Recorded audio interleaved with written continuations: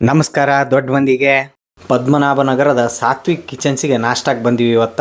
ಬರ್ರಿ ಇಲ್ಲಿ ಬಿಸಿ ಬಿಸಿದು ಏನೇನೈತೆ ನೋಡೋಣ. ಅವಲಕ್ಕಿ ಬಾತ್ 30 ರೂಪಾಯಿ, ಬಾದಾಮ್ ಪಿಸ್ತಾ ಪೇನಿ 50 ರೂಪಾಯಿ, ಮೊಸರು ವಡೆ 45 ರೂಪಾಯಿ, ಕೋಲ್ಡ್ ರೋಸ್ ಮಿಲ್ಕ್ 30 ರೂಪಾಯಿ, ಶಾವ್ಗೆ ಬಾತ್ 50 ರೂಪಾಯಿ, ಖಾರ ಬಾತ್ 30 ರೂಪಾಯಿ, ಮೈಸೂರು ಪಾಕ್ 1 ಪೀಸ್ 20 ರೂಪಾಯಿ, ಬೆಣ್ಣೆ ಮಸಾಲೆ ದೋಸೆ 55 ರೂಪಾಯಿ ರೀ. ನೋಡ್ರಿ ಬೆಣ್ಣೆ ಮಸಾಲೆ ದೋಸೆಗೆ ಎಷ್ಟು ಪಾಳೆ ಐತೆ, ಫುಲ್ ಕಿವಿರುತ್ತೆ. ಇಲ್ಲಿ ಮಾಡೋ ಅಡುಗೆಗೆ ಒಟ್ಟ ಅಲ್ಲ ಬೆಳ್ಳುಳ್ಳಿ ಉಳ್ಳಾಗಡ್ಡಿ ಯೂಸ್ ಮಾಡಂಗಿಲ್ಲ ರೀ ಅವರು. ಇಲ್ಲೇ ಫಿಲ್ಟ್ರ್ ಕಾಫಿ 15 ರೂಪಾಯಿ ರೀ. ಭಾರಿ ಮಸ್ತ್ ಇರುತ್ತೆ, ಒಂದ್ಸರಿ ಕುಡಿದು ನೋಡ್ರಿ. ನೀವು ಸ್ಟ್ರಾಂಗ್ ಬೇಕಂದ್ರೆ ಸ್ಟ್ರಾಂಗ್ ಮಾಡಿಕೊಡ್ತಾರೆ, ಇಲ್ಲ ಲೈಟ್ ಬೇಕಂದ್ರೆ ಲೈಟಾಗಿ ಮಾಡಿಕೊಡ್ತಾರೆ. ಹೋಟೆಲ್ ಯಾವಾಗಲೂ ಫುಲ್ ಕ್ಲೀನ್ನೆಸ್ ಮೇಂಟೈನ್ ಮಾಡ್ತಾರೆ ರೀ. ಯಾವುದೇ ಆಗಲಿ ಕಪ್ಪು ತೊಳೆಯೋದಾಗಲಿ ಎಲ್ಲನೂ ಫುಲ್ ಕ್ಲೀನ್ನೆಸ್ ಇದು ಬೆಂಗಳೂರಿನಾಗ. ನೀವೇನ ಪಾರ್ಸಲ್ ತೊಗೊಂಡ್ರು ಅದಕ್ಕೆ ಸಪ್ರೇಟ್ ಚಾರ್ಜಸ್ ಇರ್ತೈತೆ ರೀ.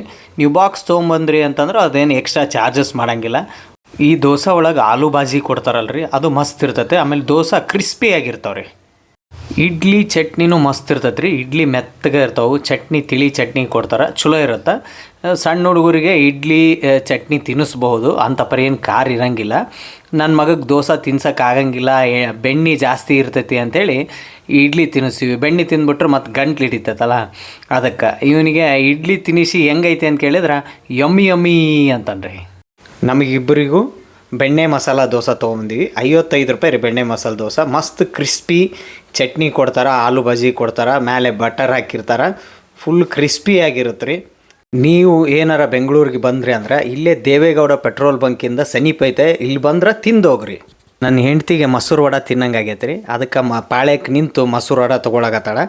ನೋಡಿರಿ ಟೇಸ್ಟ್ ಮೊಸರು ವಡೆ 45 ರೂಪಾಯಿ ರೀ. ಟೇಸ್ಟ್ ಮಸ್ತ್ ಐತೆ ರೀ, ಇದನ್ನು ಚಲೋ ಐತೆ ಮೊಸರು ವಡೆ.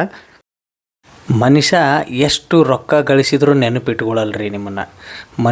ಮನುಷ್ಯನ ಗಳಿಸಿದ್ರೆ ಮಾತ್ರ ನಿಮ್ಮನ್ನು ನೆನಪಿಟ್ಕೊಳ್ತಾನೆ ಅನ್ನೋಕೆ ಒಂದೇ ಒಂದು ಸಾಕ್ಷಿ ಅಂದ್ರೆ ಅದೇ ನಗುವಿನ ದೊರೆ ಡಾಕ್ಟರ್ ಪುನೀತ್ ರಾಜ್ಕುಮಾರ್ ಅವರು. ನೀವು ಸಾತ್ವಿಕ್ ಕಿಚನಿಗೆ ಬಂದ್ರೆ ಇಲ್ಲಿ ನೋಡ್ರಿ, ಒಂದು ಪಾರ್ಕ್ ಐತೆ, ಆ ಪಾರ್ಕಿನ ಪೂರ ಪುನೀತ್ ರಾಜ್ಕುಮಾರ್ ಅವ್ರ ಫೋಟೋಗಳು ಅದಾವು.